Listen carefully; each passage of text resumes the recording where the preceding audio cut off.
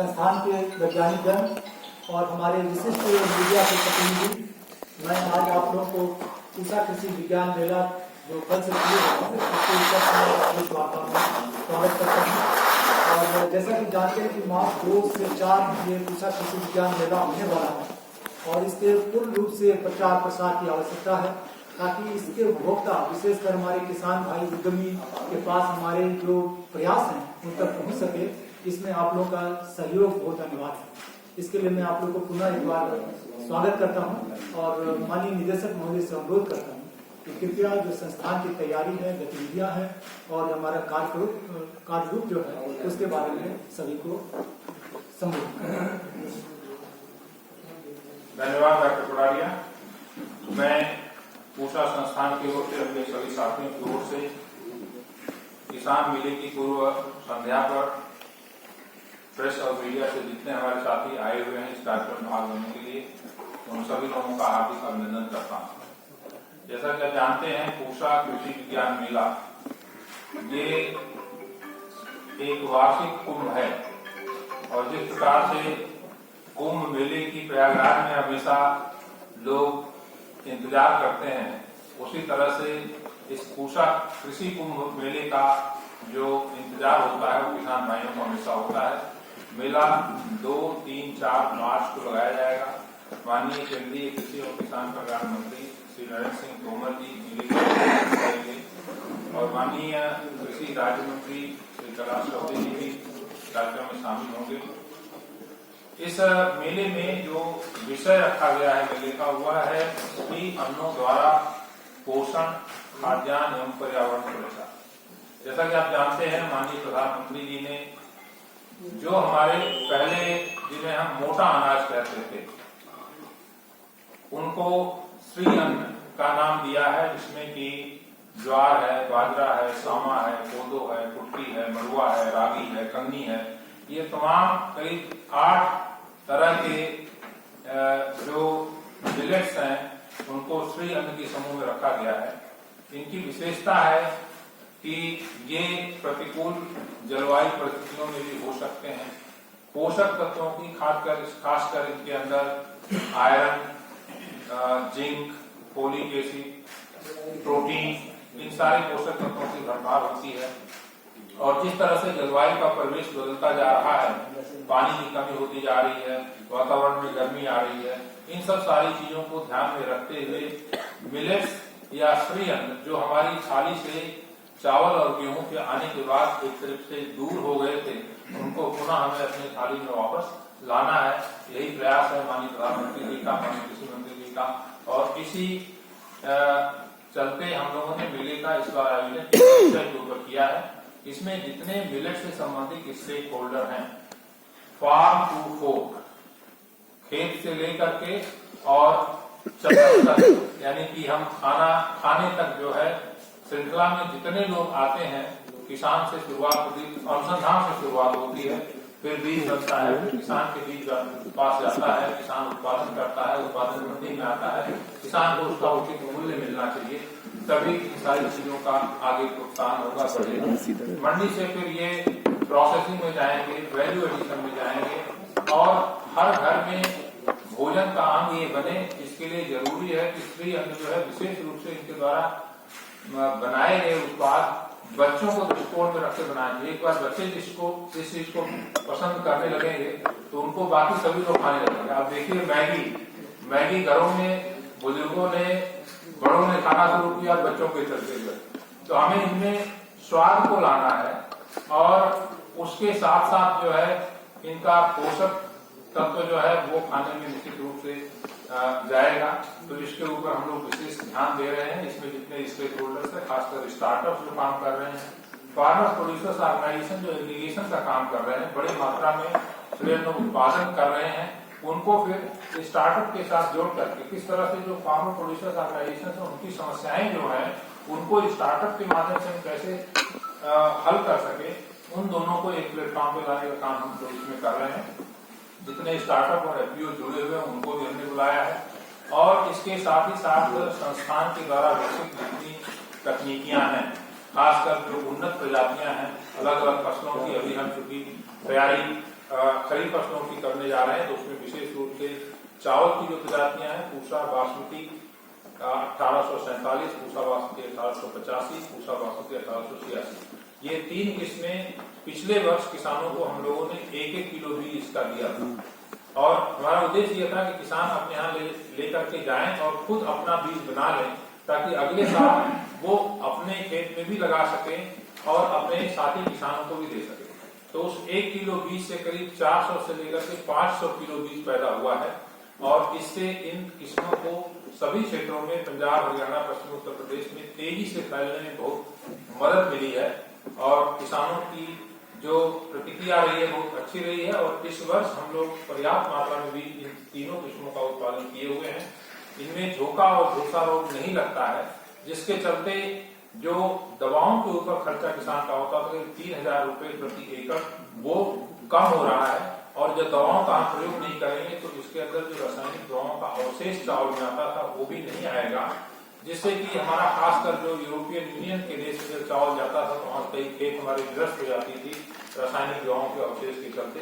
अब चूंकि ये किस्में रोग रोधी है तो दवा छिड़कने की जरूरत नहीं है, खर्चा कम होगा, दवा छिड़की नहीं जाएगी तो अवशेष आने का सवाल नहीं पैदा होता है। तो इससे बासमती के निर्यात में एक नई क्रांति की ओर हम अग्रसर होंगे। इस वर्ष 2022-23 के दौरान जो बासमती चावल का निर्यात हुआ है देश से, वो करीब 34,000 करोड़ रुपए का हुआ है। इतना अधिक मात्रा में कभी निर्यात पीछे नहीं हुआ था, और इसमें पूसा संस्थान की किस्मों का योगदान करीब 98% है, जो पूसा संस्थान के द्वारा विकसित किस्में हैं, चाहे वो पूसा बासमती 1121 हो, पूसा बासमती 1509 हो, 1401 हो, 1692 हो, 1847, 1885, 1886, 1718, ये सारी किस्में बहुत महत्वपूर्ण भूमिका निभा रही है। हम लोगों ने कुछ ऐसी किस्में भी विकसित की है बासमती चावल की, जो विशेष रूप से खरपतवार नाशी दवाओं की प्रतिरोधी क्षमता है। तो धान की सीधी बिजाई में इन किस्मों की बहुत महत्वपूर्ण भूमिका आगे आने वाले दिनों में होगी। बासमती की एक किस्म पूसा बासमती 1882 हम लोगों ने विकसित की है, जिसमें सूखा रोधी क्षमता है, और धान की बिजाई में ड्राउट टॉलरेंस की बहुत जरूरत होती है, उससे पानी कम लगेगा। तो इसके साथ ही साथ तकनीकी ज्ञान हम किसानों को देंगे, और मिलेट के ऊपर जितने संस्थान देश में काम कर रहे हैं, चाहे वो Indian institute of millet research हो, चाहे दक्षिण भारत की जो कृषि विश्वविद्यालय है, अल्मोड़ा का संस्थान है जहाँ पे मिलेट में विशेष रूप से शोध कार्य होता है, उन सभी लोगों को हमने बुलाया है। अपने यहाँ से ले आकर के वो स्टॉल लगाएंगे, पोस्टर्स लगाएंगे, किसानों की समस्याओं का समाधान करेंगे, और जो हमारी वैज्ञानिक गोष्ठी होगी उसके अंदर भाग लेंगे। फसलों की जीवन प्रदर्शनी लगाई गई है, जिसमें कि गेहूं की नई प्रजातियां, सरसों की नई प्रजातियां, मसूर की नई प्रजातियां, चने की नई प्रजातियां, ये सब देखने के लिए। और सब्जी की इस वर्ष हम लोगों ने 30 नई प्रजातियां सब्जी, फल और फूलों को मिलाकर के विकसित की है, जिसमें अमरूद में खासकर जो है हमारी 2 प्रजातियां विकसित हुई है, एक लाल गूदे वाली और एक सफेद गूदे वाली। बहुत मीठा अमरूद है, उसका बीज जो है बिल्कुल मुलायम है, आसानी से उसको आप चबा सकते हैं, बिल्कुल कड़ा बीज नहीं है। तो इनका जो इनकी पौध है वो भी हम किसान भाइयों को उपलब्ध कराएंगे, और आप लोग इस कार्यक्रम में भाग लेने के लिए आए, मैं आपका विशेष रूप से इसके लिए साधुवाद करता हूँ। मेले का जो सारा सजीव प्रसारण है वो YouTube के माध्यम से हम लोग करेंगे। तो जो किसान भाई किसी कारणवश और आपके माध्यम से उनसे अनुरोध करना चाहेंगे कि जो लोग किसान मेले में भौतिक रूप से शामिल नहीं हो सकते हैं किसी कारणवश, तो YouTube के माध्यम से सभी तकनीकी सत्रों की पूरी कार्यक्रम उद्घाटन से लेकर के अंत तक वो देख सकते हैं, उसमें उनकी जो जानकारी होगी उसका फायदा उठा सकते हैं। तो इस तरह से ये हमारा जो है इस साल का मौसम भी अभी तक बहुत अच्छा चल रहा है। हल्की थोड़ी सी आज उम्मीद थी कि बरसात होने की थी, लेकिन वो हमारी तरफ से ऐसी कोई बड़ी समस्या नहीं, और खासकर हमारा मेला पूरी तरह से सुरक्षित है। हम लोगों ने सभी हैंगर्स के अंदर स्टॉल लगाए हुए हैं। तो किसान भाइयों से सबसे अनुरोध है कि आप आए और मेले में अच्छी तरह से भाग लें, और जो भी जानकारी आपको दी जाती है उसका फायदा उठाएं। बहुत बहुत धन्यवाद। मैं चाहूंगा अगर हमारे साथी डॉक्टर पडारिया, डॉक्टर राजवीर यादव जुड़े हुए हमारे साथ, आप लोगों के कोई प्रश्न है उनको अगर उनका जवाब चाहिए तो।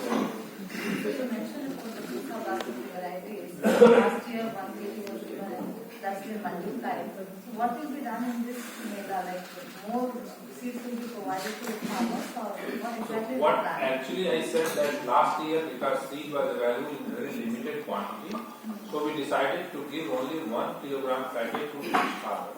They have multiplied from 1 kg to 500 kg. That's the kind of multiplication ratio.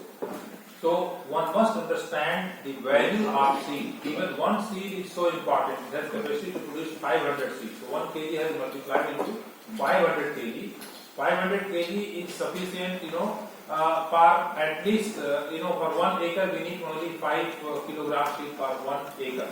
So 500 kg, you can multiply 500 into, divide by 5. So 100 acre a farmer can grow now. He has that much of seed. Those who have taken last season. Obviously, farmers will not have 100 acres.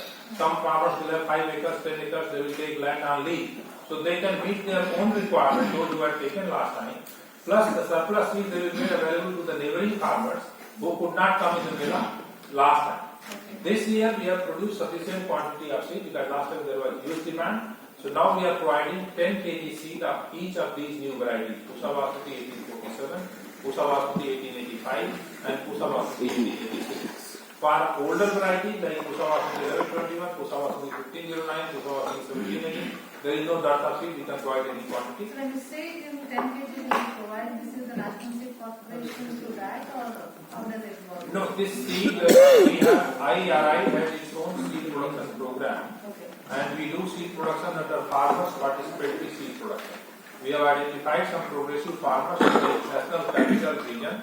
We go to those farmers, we provide them breeder seed, and we provide them technical know-how, monitor the field 3-4 times during the crop season, and once the crop is ready, then we brought back to IRI, we process it, and then we package it and provide it as to fully labeled seed to the farmers.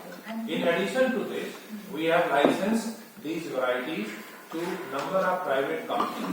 17-18 companies have taken license. So from breeders they have gone for foundation this year. Next year they will go for certified, and that seed will come as certified seed for farmers next year. NSC and other government agencies also we are providing breeder seed to them. So that is in addition to what we are providing. But you see, any farmer who is coming to IARI has got a lot of trust in Pusa weeds. And they want to carry something from here, and we don't want that anybody to go disappointed, and that's where we have produced enough quantity of new variety seed.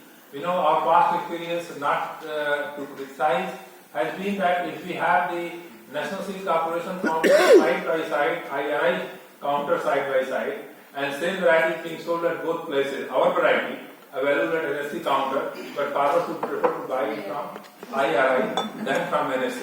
Only once it is done from IRI, then they will go to NSC, otherwise they will not. So that's the reason that we are providing good quantity seed to farmers. You said this is your big push to export of basmati. Yes, because these varieties are resistant to bacterial blight disease and blast disease, and for controlling blast disease, farmers use a fungicide called tricyclazole. And the tricyclazole residue, the limit has been fixed at 0.01 ppm in European Union. That is 1 milligram of tricyclazole in 100 kilogram of rice. The US is importing at 3 ppm, Japan imports at 8 ppm, but EU says that we will not buy if it is more than 0.01 ppm. This is detectable level of instrument. Less than that, instrument cannot detect. But anyway, buyer has a condition, and buyer is imposing a condition, we cannot force it. However, there is something called Codex Alimentarius, and one has to follow. If you are a member of a club, the rules of the club should apply to all the members of the club. And last question, sir. Yeah. Like how much area is under these 3 new varieties?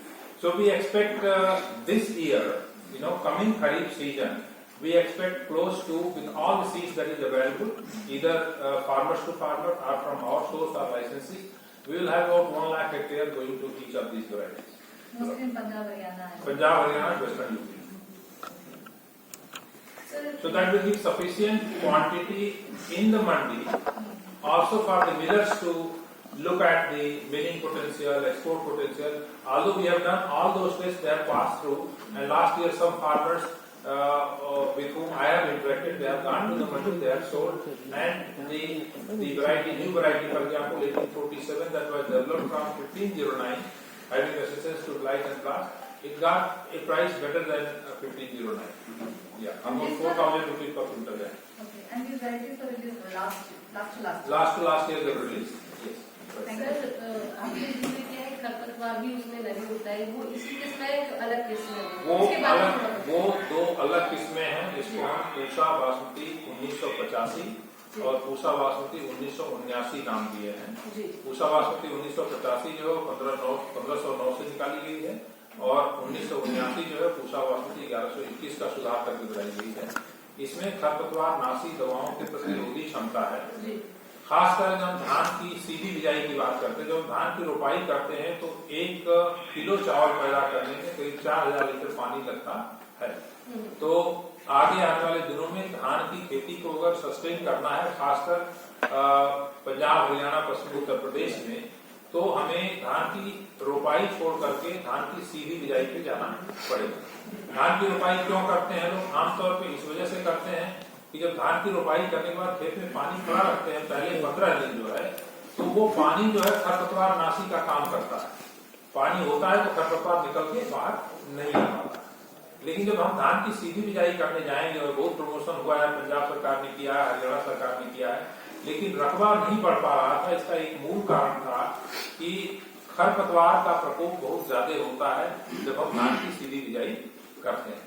3 फायदे धान की सीधी बिजाई के हैं। फायदे जो है, पानी की करीब 30% बचत, 30% ग्रीन हाउस गैस के उत्सर्जन में कमी आती है और 30% करीब लेबर में जो खर्चा आता है, उसमें रोपाई में खर्चा आता है, वो बचत होती है। तो ये 3 मुख्य फायदे हैं। लेकिन बहुत ज्यादा रकबा नहीं बढ़ने का कारण था कि खरपतवार होने की वजह से इसका कंट्रोल नहीं हो पाता था। अब जो हमने नई किस्में निकाली हैं, उनमें एक दवा आती है जिसको हम इमिजा थापे बोलते हैं। उस दवा के प्रतिरोधी क्षमता है। इसका जब छिड़काव करेंगे हम 18 दिन बाद बुआई के, धान की सीधी बिजाई की बुआई के बाद 18 दिन बाद दवा का छिड़काव करने पे ये सारे खरपतवार को मार देती है, कोई खरपतवार नहीं बचेगा। लेकिन धान के ऊपर इसका कोई असर नहीं होता है। तो ये किस्म आगे आने वाले दिनों में धान की सीधी बिजाई के लिए एक वरदान साबित होगी। अभी उसमें सिर्फ थोड़ी सी देरी ये है कि चूंकि ये खरपतवार नाशी दवा अभी धान में प्रयोग के लिए इसकी सब्सिडी नहीं, central insecticide board registration committee है CIBRC, उससे अप्रूवल दिया जाता है नई दवाओं का फसल में प्रयोग के लिए। उसके लिए एप्लीकेशन डाली गई है। जब ही वहां से अप्रूवल मिल जाता है तो फिर ये किसानों के पास लेकर के जाए। आपने जिक्र किया इसमें इंसेक्टिसाइड का भी खर्चा बचेगा, वो 3000 समथिंग पर एकड़। वो जो 3 हमारी नई किस्में जिनके बारे में पहले चर्चा कर रहे थे, पूसा बासमती 1847, पूसा बासमती 1885, 86, वो रोग रोधी है। पत्ती का झुलसा रोग, धोखा रोग नहीं लगता है, तो दवा नहीं छिड़कने की वजह से 3000 रुपए दवा में जो खर्च होता था वो उसमें बचत होती है। तो सीधी बिजाई करने से क्या पैदावार उतनी ही मिलेगी जितना हम रोपाई करते हैं, जिसपे क्या कुछ कम ज्यादा फर्क पड़ेगा? कुछ देखिए, अगर हम धान की सीधी बिजाई में पूरी सावधानी बरतें, कुछ समस्याएं हैं। जैसे मैंने खरपतवार की एक समस्या बताई, दूसरी आने वाले दिनों में जैसे लोहा तत्व है उसकी कई बार कमी, कुछ जो हल्की मिट्टी वाले खेत हैं, ये भी हमको देखना पड़ेगा किस क्षेत्र में कौन सी मिट्टी में धान की सीधी बिजाई उपयुक्त होगी। इसको हम एक जनरल रिकमेंडेशन नहीं दे सकते हैं कि सारे खेतों में ये चलेगा। तो हमको खेत देख करके, क्षेत्र देख करके, वर्षा कितनी हो रही, वो सारी चीजों को देख करके सब्सिडी करेंगे। और एरिया को मैप करना भी जरूरी होगा। बहुत लाइट सॉइल अगर होगी तो उसमें सीधी बिजाई उतनी कामयाब नहीं होगी। धान की सीधी बिजाई 2 तरह से होती है। एक जो है ड्राई DSR, सूखे खेत में, जिसको कि हम पहले खेत में पानी लगाते हैं, पानी लगाने के बाद बत्तर जब आ जाता है तो इसको तर-बतर मेथड बोलते हैं। बत्तर आ जाने के बाद खेत में हम सीड्रिल के द्वारा, लकी सीड्रिल होता है, उसके द्वारा बिजाई हम करते हैं और उसके बाद पेंडिंग इतनी दवा का छिड़काव साथ के साथ करते हैं और फिर 18 से 20 दिन बाद नामनी गोल्ड का छिड़काव करते थे, जो अभी आमतौर पर कर रहे थे। लेकिन अब जो नई किस्में आई हैं उनमें सिर्फ एक बार छिड़काव 18 दिन बाद करना पड़ेगा, 2 बार छिड़काव करने की होती है, तो खर्चा भी कम आएगा। जहां तक बात पैदावार की है, अगर हम खरपतवार का नियंत्रण अच्छी तरह से कर लें और समय समय पर आवश्यकता अनुसार पानी देते रहें, तो हम लोगों का अनुभव ये कहता है कि सीधी बिजाई में जितनी हमारी रोपाई विधि से उत्पादन होता है उतना करीब पैदा इसमें हो जाएगा। कुछ लोगों का मानना है करीब 2 से 5% की पैदावार में कमी आती है। लेकिन आप ये भी देखिए कि धान की जब सीधी बिजाई करते हैं तो गेहूं का उत्पादन जो है उसी अनुपात में बढ़ता है, करीब 5-10% गेहूं के उत्पादन में वृद्धि आती है। तो थोड़ा बहुत कमी अगर यहाँ पे होती है शुरू के दिनों में जानकारी अच्छी तरह से नहीं होने की वजह से, तो वो कंपनसेट गेहूं के उत्पादन हो जाएगा। फिर इसका कुल मिलाकर के जो प्रभाव वातावरण के ऊपर हो रहा है, आगे हमारे अगली पीढ़ी के लिए अगर हम देखें क्या किस तरह की जमीन, किस तरह की मिट्टी, किस तरह का वायुमंडल हम समर्पित करके अगली पीढ़ी को यहाँ से प्रस्थान करेंगे, उन सारी चीजों को ध्यान रखें तो इसके बहुत फायदे हैं और इसको हमें जानना चाहिए। अगर धान की खेती इस क्षेत्र में अगर होनी है, पंजाब, हरियाणा, पश्चिम उत्तर प्रदेश में, तो सीधी बिजाई ही इसका अल्टरनेटिव है। So mostly the farmers who participate in this mela are from the northern India, like not many farmers from east or south, who participate because of the distance. How do you plan to bring them to get this exposure? So, we have two schemes for incentivizing and for motivating farmers. One is the fellow farmer scheme, another is innovative farmers scheme. So in this year, in innovative farmers scheme, we have identified 35 innovative farmers, and they are from all over India. You name a state, you will find a farmer. So we ask for application, the farmers apply from throughout India, we do a screening, and after that, if we see somebody has done real innovation, we identify them as innovative farmers, and they will be rewarded and recognized by Honorable Minister. Likewise, IRI Fellow Farmers is another title that we give to those farmers who have done up-end research, have helped in adoption of technology, promotion of IRI technology, or otherwise innovation in agriculture. So those 5 positions we have given, they are fellow of IRI, they are entitled to come to IRI thrice a year, their TA etc. is met, their lodging, boarding arrangement is made in the institute, and we also allow their interaction with our faculty member and students to learn from the experience of farming.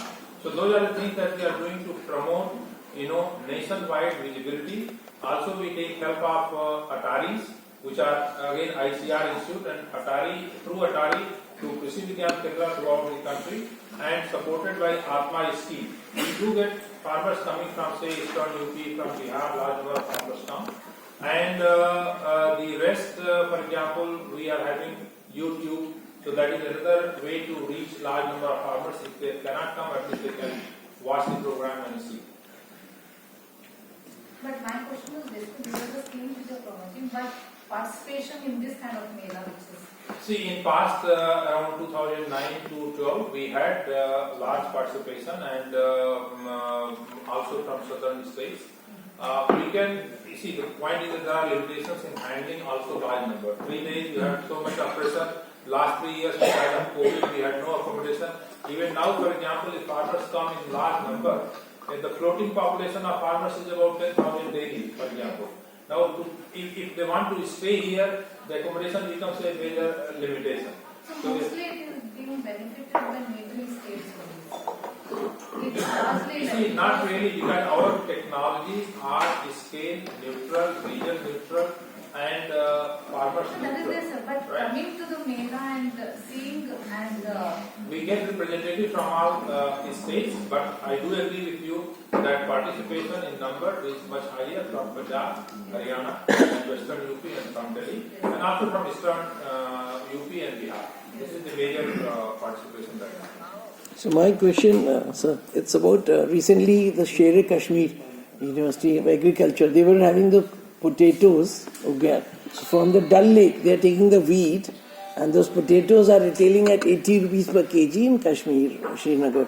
And they said that the normal potatoes, I don't know, they are retailing at 250 rupees. So IRI का तो बहुत बड़ा sir योगदान है all over the country. So how do you tackle this issue, sir? I didn't get your So question the quite. Sher-e-Kashmir का एक fair था अभी. हाँ. So उन सबका प्रोग्राम था, all the external affairs minister was there. So they had shown organo potatoes, organo greens, sir. But वो weed से था, डल लेक से जो वीड होता है ना सर, उसके ऊपर टिश्यू सर, ये sir, that cultivation was there. तो वो कहते कि ये पोटैटो जो है 80 रुपीस केजी है वहाँ पे, एंड जो नॉर्मल पोटैटो अवेलेबल है वहाँ पे 270 रुपए किलो है. जबकि मतलब in north India if you are talking, so the potato will be 30-40 rupees. Yesterday I bought at 10 rupees. So how do you tackle this issue for the country as? No, you see, the premium that you get for the organic produce per se, right? That is all pervasive everywhere because it's more about the way you brand. There are two commodities. One is the GI protected commodities, which are protected with geographical indications. You can have high premium for that. Then organic produce. You go to Fab India, and I have seen myself in Fab India, 100 grams of mustard, yellow mustard, is priced for 150 rupees. If you convert it, the value will be 1,50,000 rupees per quintal of mustard. 1,50,000 per quintal of mustard, while a farmer would get from mustard 6,000 to 7,000. What is the rate currently? 4,500. 4,500 rupees. So that is how you can say. But then, we have to also at the same time address the large population, the people who do not have access to food. We have enough food, absolutely, there is no doubt about it. 320 million tons of food and production in the country. But still, when there is suffering from malnutrition, primarily because when there is, access to food is one question, and that's where, we must admire our Honorable Prime Minister who has taken this initiative of providing 80 crores people free ration, and this has been going for entire Corona period. It still continues. So sometimes people may say that by providing free ration we cannot meet the SDG goal commitment, but why not? Ultimately, the SDG goal is to address the malnutrition, right? And if you can eradicate, if you can enhance the access to food, that will certainly address these problems.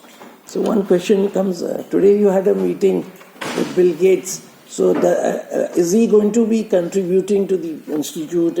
He's coming on the eve of the Krishi Mela. So it's about technology. Are you looking for some sort of cooperation from US side, sir? It was a very great visit today, and Mr. Bill Gates came and he spent almost 1.5 hours time.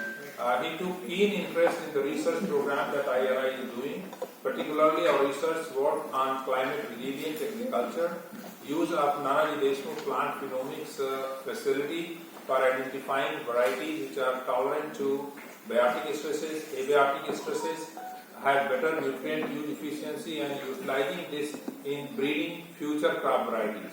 He also visited our climate change facility and saw how elevated level of ozone, elevated level of carbon dioxide is being simulated, and crops are grown in field to see if ozone level goes up by a certain level in future, what will happen in terms of effect on productivity.